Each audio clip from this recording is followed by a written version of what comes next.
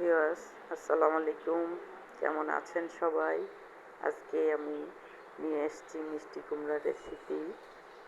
তো মিষ্টি কুমড়া পরিষ্কার করে ধুয়ে নিয়েছি, তারপর কড়াইতে তেল দিলাম, দিয়ে পাঁচফোড়ন দিয়ে ফোড়ন দিয়ে নিচ্ছি। তো ফোড়ন দেওয়ার পর মশলাপাতিগুলো সব একখানে করে, যেমন আদা রসুন বাটা, মরিচ পেঁয়াজ, তারপর হলো হলুদ লবণ সব কিছু একখানে দিয়ে ফোড়নের মধ্যে ঢেলে দিলাম। দেওয়ার পর নাড়াচাড়া করে একটু কষাচ্ছি। মোট কথা হচ্ছে, মশলা যত কষাবেন তরকারিটা ততই স্বাদ লাগবে আর কি। তো মশলা কষাতে একটু যাতে লেগে না যায় সেজন্য একটু পানি দিয়ে নিচ্ছি।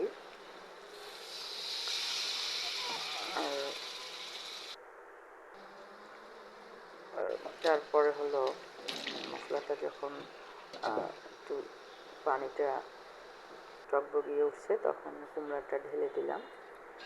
মিষ্টি কুমড়া আসলে সিদ্ধ হতে খুব একটা সময় লাগে না। তো মশলাটা সব কিছু নাড়াচাড়া করে ঢেকে দিলাম। তো এখনই দেখতেছি মোটামুটি সিদ্ধ হয়েই গেছে। তো আমি আর একটু নাড়াচাড়া করে আবারও ঢেকে দিচ্ছি। দেওয়ার পর্যায়ে একটু ধনিয়া পাতা দিয়ে নিলাম। ধনিয়া পাতা দিয়ে একটু নাড়াচাড়া করে আবারও ঢেকে দিচ্ছি। তো আমার রান্না মোটামুটি শেষের দিকে। তো আমি এখন একটু, যাতে কুমড়ার তরকারিতে একটু লাগা লাগা হয়, আস্তে আস্তে হয়তো অনেকে খেতে ভালোবাসে, কিন্তু আমার একটু লাগা লাগা থাকলে খেতে ভালো লাগে, তাই আমি একটু ঘেটে নিচ্ছি। তবে এই ঘাটার জিনিসটার নাম কার কার কার জেলায় কী নামে পরিচিত জানি না, তবে আমাদের রংপুর জেলায় হচ্ছে এটা ঘুগনি বলে। তো রান্না শেষের দিকে একটু ধনিয়ার গুঁড়া দিয়ে নিলাম। নেওয়ার পর নামিয়ে গরম গরম পরিবেশন করতেছি।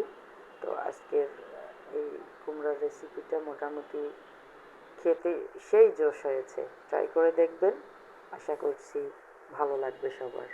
ধন্যবাদ সবাইকে, ভালো থাকবেন। আসসালামু আলাইকুম।